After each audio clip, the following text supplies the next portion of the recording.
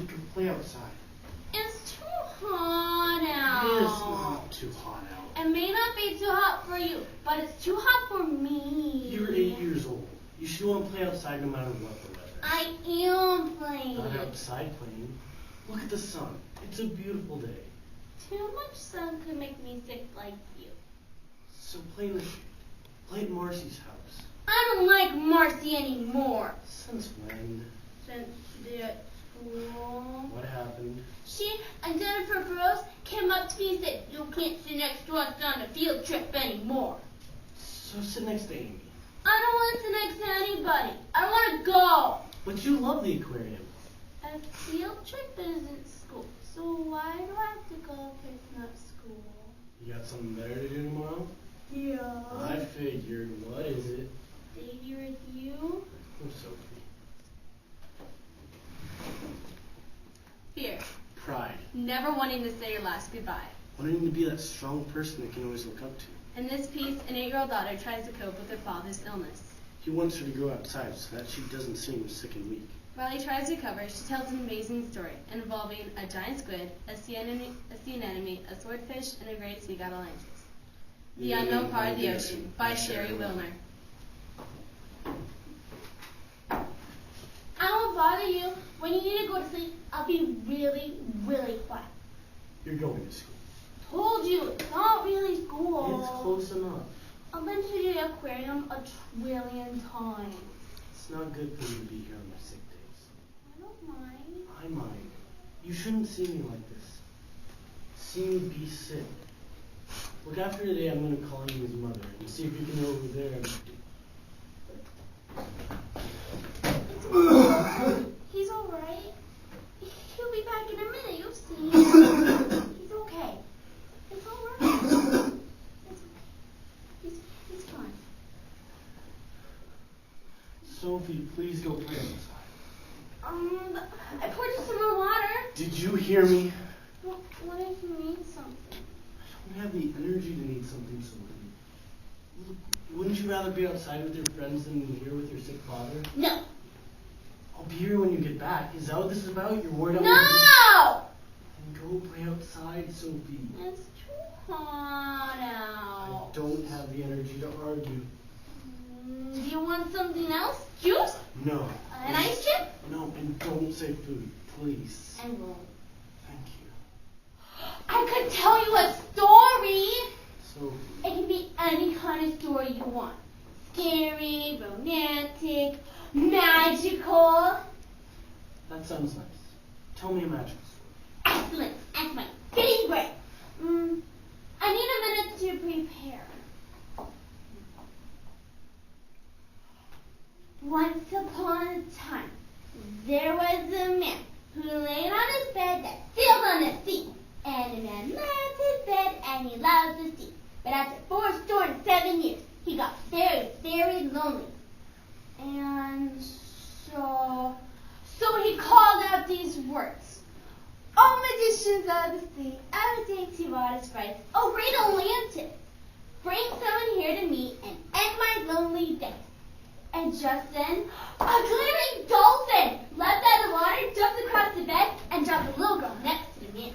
The man and the girl looked at each other and knew they were father and child. The girl had been kidnapped as a baby and raised by dolphins.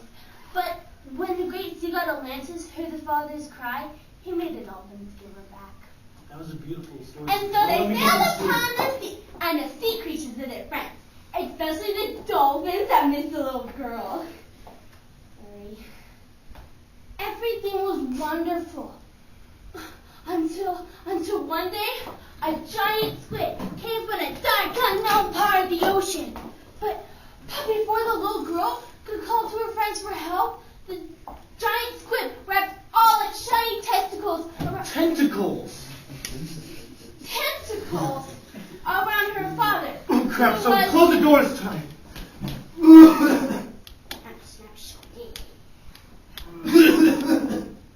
Ew.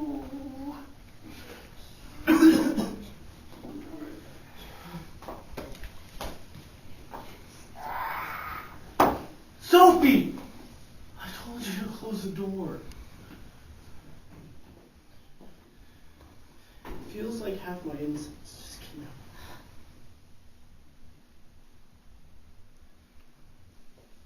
You're too young for it. It's time to.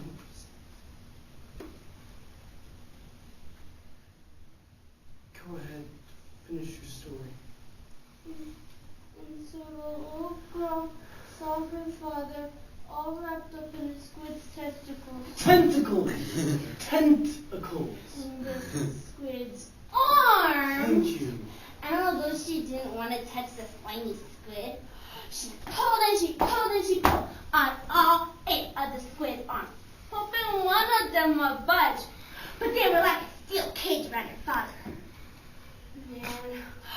And so the little girl called out these words. All musicians at sea, every dainty modest friends, obey the lances. Please come and fight this mighty squid. And so the great seagull Lances replied, I will send my bravest and smartest creatures to save your father. And so he sent the swordfish. And swordfish came and he said to the little girl, fear not, I will use my sword to cut out the squid's arms. And so he started cutting, and squid arms flew everywhere. Taking that, you slimy squid, the girl shouted. But then she heard the creature's evil laugh.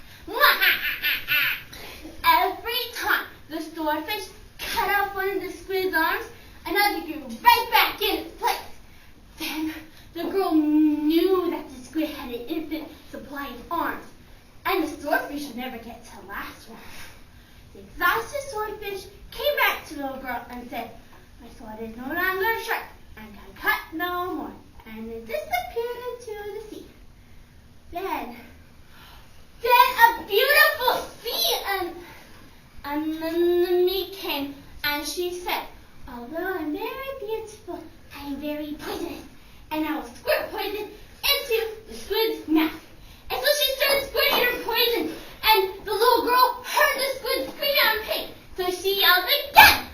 But the next time, the sea anemone shot its poison, not only did she hear the cries of the squid, but her father as well.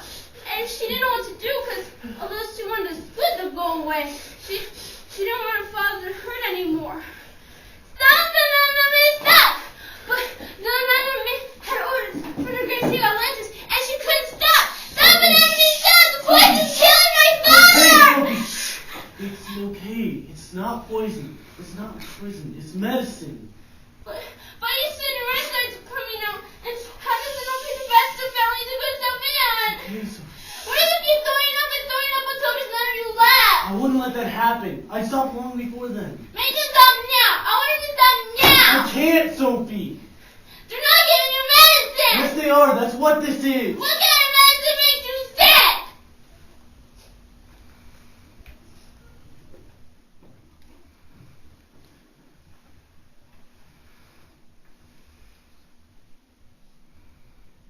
You're so smart. Sometimes I forget you're not 36 years old. I'm sorry I didn't explain this well. When I said that the shots would make me sick, I only meant a temporary sick. You know what temporary means, right? It means for a short time, not forever. 3 days after the shots, I'm sick. But then I get better. But then we'll have to go back to the hospital and get more terminally sick all over again. Just until the chemotherapy gets rid of all the cancer. How long will that take? I don't know, sweetheart. Before I turn 9? When's that? November. Yes, I think it will be over by then. And never come back? I don't know. I hope it's just for a short while. Me too. Hey, you're gonna see the dolphins at the aquarium tomorrow, right? Yeah! Will you tell them I said thank you? For what?